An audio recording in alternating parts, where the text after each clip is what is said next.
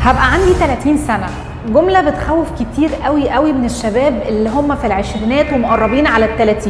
هم مش خايفين من ال30 عشان العمر بيمر، هم خايفين من ال30 لأن ال30 بتجبرهم إن هم يحققوا حاجات معينة قبل ما يوصلوا للسن ده.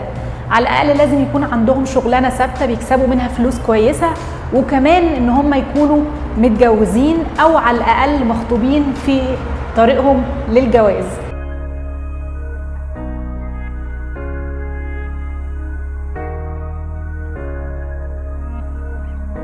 حرية حزينة الرواية اللي معانا النهاردة رواية بتحكي عن بنت عندها 29 سنة اسمها هنا. هنا دي مشكلتها في الحياة زي مشكلة شباب كتير في كل الوطن العربي، شباب ما عندهمش شغل، شباب ما عندهمش علاقة عاطفية مستقرة، عليهم ضغوط مجتمعية كتير جدا. هنا بتقرر تسيب وطنها وبتروح ألمانيا، برلين بالتحديد، علشان تحضر برنامج تدريبي أملاً إن هي تلاقي الوظيفة اللي بتحلم بيها. هنا بتاخد قرار مهم جداً، وإن هو بتسيب حبيبها علشان تحقق طموحها. هل هنا هتقدر تحقق طموحها؟ إيه اللي هيحصل وهي موجودة لوحدها في برلين؟ كل ده هتعرفوه لما تقروا رواية حرية حزينة.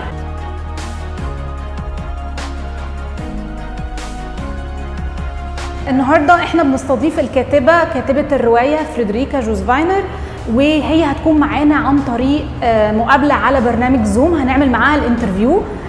ده فرصة حلوة قوي ان احنا نكلم حد. احنا دلوقتي في مصر وهو في النمسا، وكمان بنصور من المركز الثقافي النمساوي، وزي ما انتم شايفين النيل في الخلفية. يا رب الحلقة دي تكون مختلفة بالنسبة لكم. انا مجدي وانتم بتتفرجوا على من الاخر.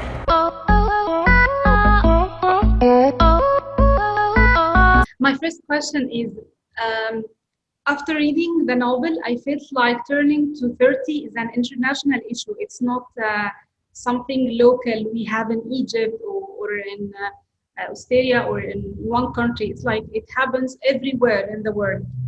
So even me, I had experienced this concerns and fears before turning 30, because like Hannah's fears, like everyone fears.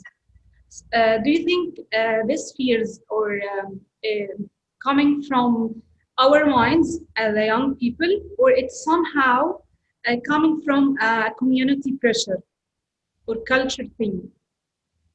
Yeah, well, I think it's of course it's linked to culture or to society, even because when you're turning 30, I think it does not matter in which society at all.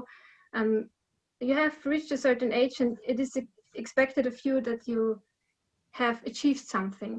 So you should be earning your own money. You should have a relationship. It's just what you should maybe even have a family in some societies, not so much in the Western society, but it's all what you see, what is advertised in the media and what others have. And so it's you think you should have managed to achieve this. And if you don't have, like Hannah in the book, she's turning 30 and she's no job practically. She's just a waitress, and she has no boyfriend.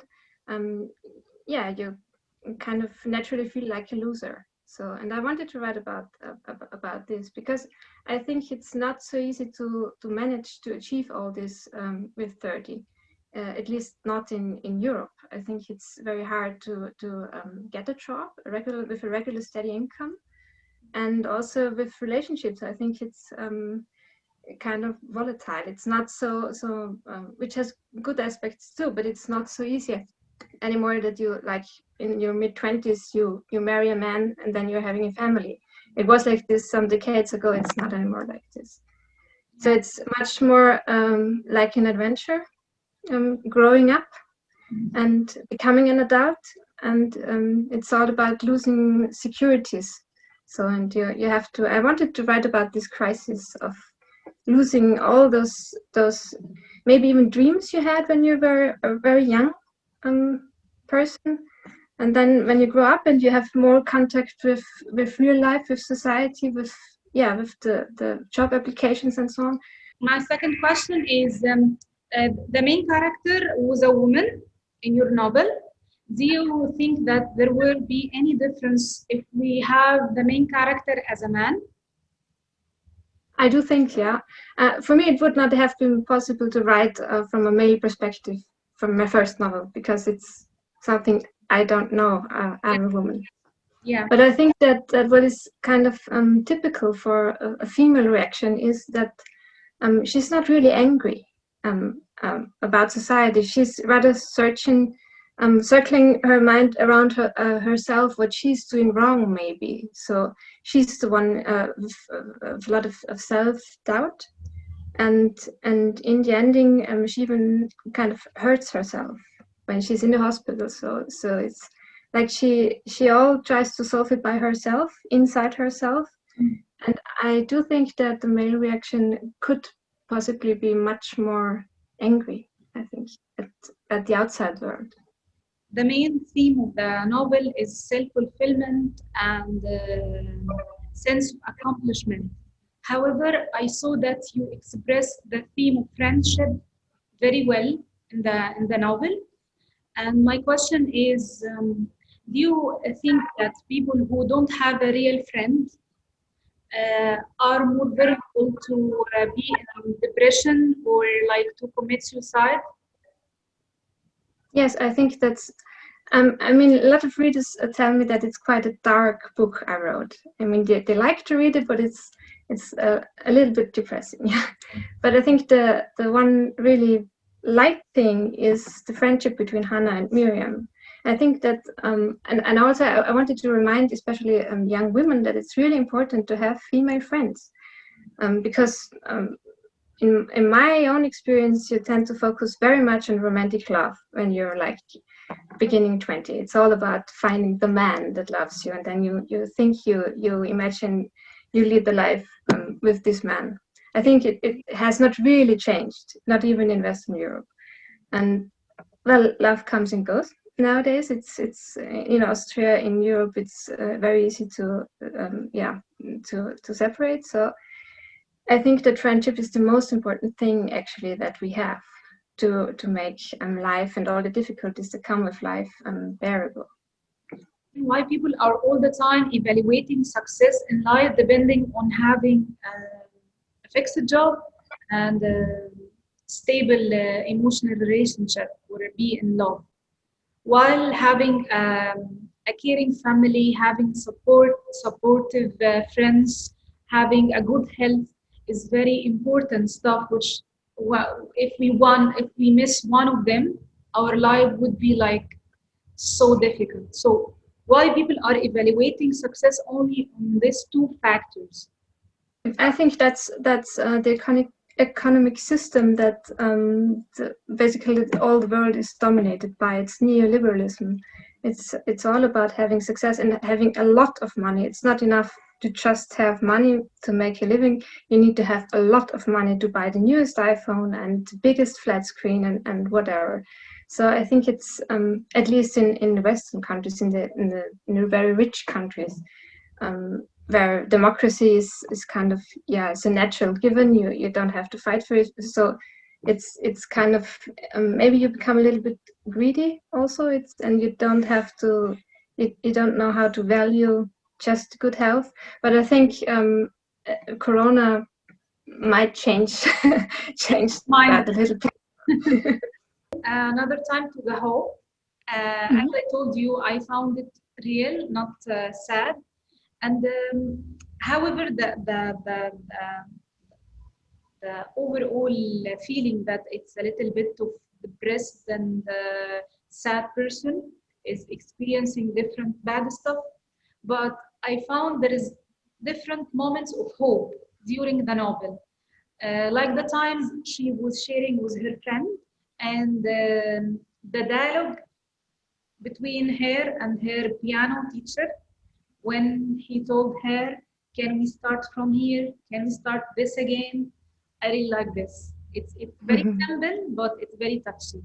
Like we can say what we want to say is a very simple way and direct, but it does everything. Well, those are the lines that you that stick in mind. At least with my mind, it's like this. That's what you remember for years. Yeah. It might be very simple, just one or two sentences, but you're coming back to it when you're in trouble. if you got good advice once, it's probably many times it's quite simple advice. So Yeah. that's helps.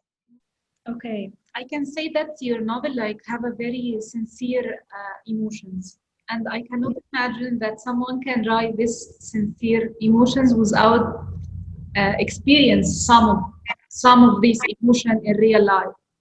I think I could not I could not write about anything that I cannot relate in a way to. So it's all based upon personal experience and memories, but they're transformed. So it's not autobiographical. I have lived in Berlin, but I didn't do an internship there, and I did not meet Martin Stein there, and it's not it kind of, and I cannot say how it really changes from my memory to the fiction, but I think it's important that there is change. But yes, I'm not I could not invent all of this. I have to be able to rely on my own memory even. And do you pass by any unemployment period, like a time you don't have any job or like? Yes, I mean, I finished my studies when I was 29. I got my PhD, and I was working at the university before, and my contract ended just in the same month. Coincidence, unhappy coincidence. And also, I had split up with my boyfriend half a year ago, so I was without apartment as well, and without a relationship. So I really experienced finishing my education and starting from zero, not having anything at all. And it took me some years to get my balance. I started to write to work as a freelance editor then, and I also knew I wanted to become a writer, but it's kind of hard to finance this. So the main adventure was how to find enough money to lead the life. But so yeah, of course, I was in kind of quite a similar situation than Hannah was. Yeah. Okay, so unemployment is like an international issue with like many young people are facing worldwide. However, in Western communities, young people have to support their own fees, and they have to pay their bills and the rent and different things. The difference is between Eastern or our community is like young people can stay at family's home until they until they get married or until forever. Yeah. Until they don't have an apartment, they don't have a job, they don't have a relationship. It's fine. So, however, in Western society, young people have to be independent from the age of 18. Not really, because for the fees, very often parents pay. I think they even are obligated to pay until they really their kids finished higher education. If they have enough money, they should pay. So it's but of course many move out from home and have to change the city, and then they live in an apartment, and of course they have to get a job and start earning their own money. So maybe there is more pressure at the younger age. I think it is more pressure. At the same time, it gives them more freedom. I think it's you develop a different lifestyle if you're on your own for a period of time when you're doing studies at the university. I think it's completely different if you're still living at home with your parents, or if you're really on your own. So that's a very good thing too, I think.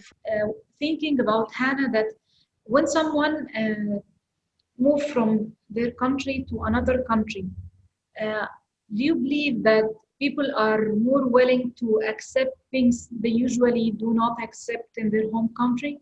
Like she accepted to work in a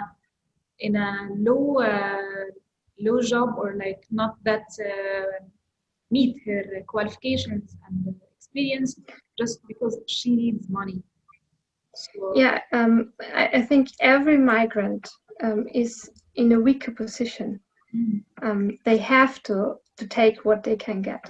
So even on her level, I think it's you are there, you're not at home, and yeah, well, it's you're not in the most powerful position, so it's kind of natural, and I think it's a real problem. Do you believe that if Hannah was still in her relationship, or they agreed to still in touch, not everyone will be independent, this will change her situation for good for her? I could imagine, yeah, because she would feel more supported. I think it would be a totally different mindset for her, because she would not feel so lonely. She would feel like she has a second friend to Miriam. There is another one who is still interested in what she's doing and how she is. So I think this makes all the difference. Do you think that family support and or family protection, as we can call it, whatever, is contradicting with the desire of being free for the young people? Like, they believe that there is a contradiction between having family support and being free or independent. I think it's kind of healthy that Hannah does not want to be paid for everything, or doesn't want to have this kind of support, because it shows that she really wants to be on her own. And to me, that's what being an adult is about. I think really you should not be too independent, even financially, on your parents. I mean, emotionally, you are in a way. Maybe if it's a good family, then you are all your life, I think. But still, I think it's about growing up is about being on your own, and so I think it's a healthy impulse. Because I know that it's also a problem in Western societies, then that young people do not really want to grow up, even so. For example, in Japan, you have I think it's called hikikomori. The boys and girls that just are sitting at home, they're not going outside at all. They don't leave the house, and they are provided with food and with everything they need by the parents. But for me, it's all a sign of a Great Depression. Because when you're young, you should want to go out, and you should want to conquer the world, and you should want to do it on your own, on your terms. My last question is, if you have one advice you would like to share with young people who are facing the same situation with Hannah, to change things for better, what would be this advice?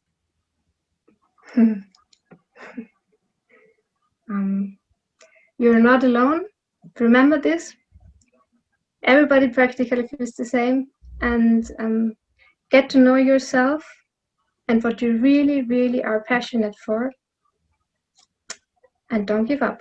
So basically 3 things. Yeah, it's true. Thank you so much. Thank you so much. Thanks for asking the questions. Very good questions. Thank you so much. It because of your good writing. It's not because of me. I really like what you did. So thank you so much. It was really nice having you. I really enjoyed reading your novel, and I kept recommending it to my friends. So thank you very much. Yeah. Good luck. I watched a few of your Booktube. Really?